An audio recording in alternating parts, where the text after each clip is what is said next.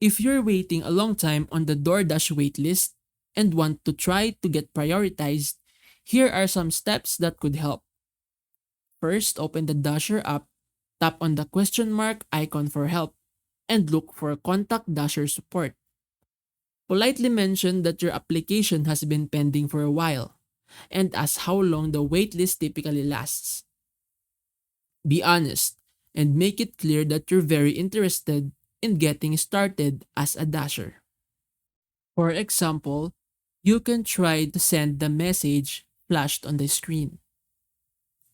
They may ask for your application information or additional verification to confirm your place on the waitlist. Providing these details might help move your application forward.